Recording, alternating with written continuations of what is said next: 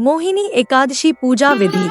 पापमोचनी एकादशी व्रत में भगवान विष्णु के चतुर्भुज रूप की पूजा की जाती है। व्रत के दिन सूर्योदय के समय जगें और स्नान करना चाहिए। भगवान विष्णु की प्रतिमा के सामने बैठकर एकादशी व्रत कथा का पाठ करना चाहिए।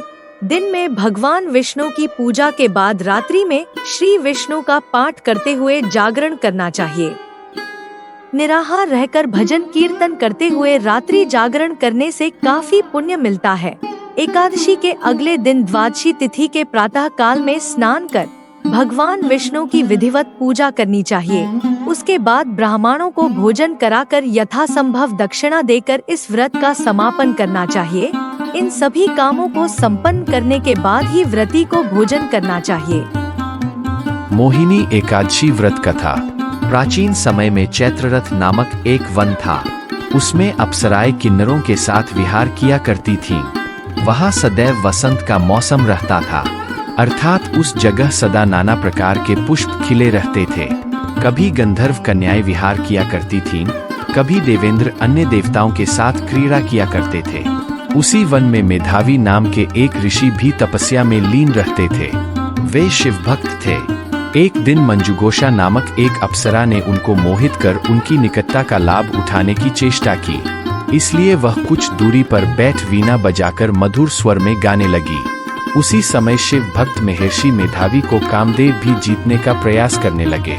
कामदेव ने उस सुंदर अप्सरा के भ्रू का धनुष बनाया, कटाक्ष को उसकी प्रत्यंचा बनाई और उसके नेत्रों को मंजुघोषा अप्सरा का सेनापति बनाया। इस तरह कामदेव अपने शत्रु भक्त को जीतने को तैयार हुआ। उस समय महर्षि मेधावी भी युवावस्था में थे और काफी हृष्ट-पुष्ट थे। उन्होंने यज्ञोपवीत तथा दंड धारण कर रखा था। वे दूसरे कामदेव के समान प्रतीत हो रहे थे। उस मुनि को देखकर कामदेव के वश में हुई मंजुघोषा ने धीरे धीरे मधुर वाणी से वीणा पर गायन शुरू किया तो महर्षि मेधावी भी मंजुघोषा के मधुर गाने पर तथा उसके सौंदर्य पर मोहित हो गए। वह अप्सरा मेधावी मुनि को कामदेव से पीड़ित जानकर उनसे आलिंगन करने लगी। महर्षि मेधावी उसके सौंदर्य पर मोहित होकर शिव रहस्य को भूल गए और काम के वशीभूत होकर उसके साथ रमन करने लगे। काम के वशीभूत होने के कारण मुनि को उस समय दिन रात का कुछ भी ज्ञान न रहा और काफी समय तक वे रमन करते रहे। तदुपरांत मंजुघोषा उस मुनि से बोली, हे ऋषिवर, अब मुझे बहुत समय हो गया है, आठ स्वर्ग जाने की आज्ञा दीजिए। अप्सरा की बात सुनकर ऋषि ने कहा, हे मोहिनी, संध्या को तो आई हो, प्रातःकाल होने पर चली जाना। ऋषि के ऐसे वचनों को सुनकर अप्सरा उनके साथ रमन करने लगी।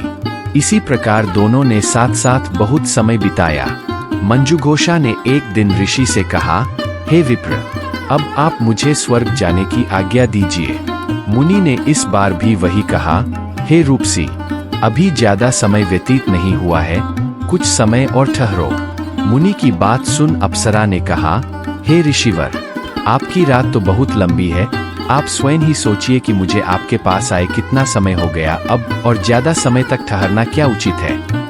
अप्सरा की बात सुन मुनि को समय का बोध हुआ और वह गंभीरता पूर्वक विचार करने लगे। जब उन्हें समय का ज्ञान हुआ कि उन्हें रमन करते 57 वर्ष व्यतीत हो चुके हैं, तो उस अप्सरा को वह काल का रूप समझने लगे। इतना ज्यादा समय भोग विलास में व्यर्थ चला जाने पर उन्हें बड़ा क्रोध आया। अब वह भयंकर क्रोध में जलते हुए उस तप नाश करने वाली अप्सरा की तरफ भ्रिकुटी तानकर देखने लगे।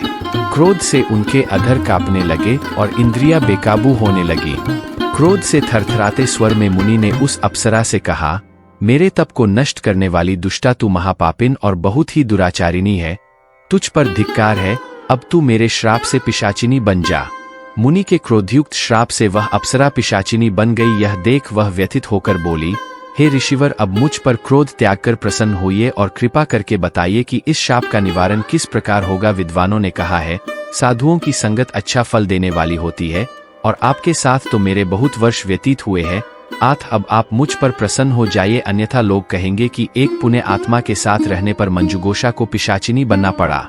मंजुघोषा की बात सुनकर मुनि को अपने क्रोध पर अत्यंत ग्लानि हुई, साथ ही अपनी अपकीर्ति का भय भी हुआ। पिशाचिनी बनी मंजुघोषा से मुनि ने कहा, तूने मेरा बड़ा बुरा किया है, किंतु फिर भी मैं तुझे इस श्राप से मुक्ति का उपाय बतलाता हूँ। चैत्र मास के कृष्ण पक्ष की जो एकादशी है उसका नाम पापमोचिनी है।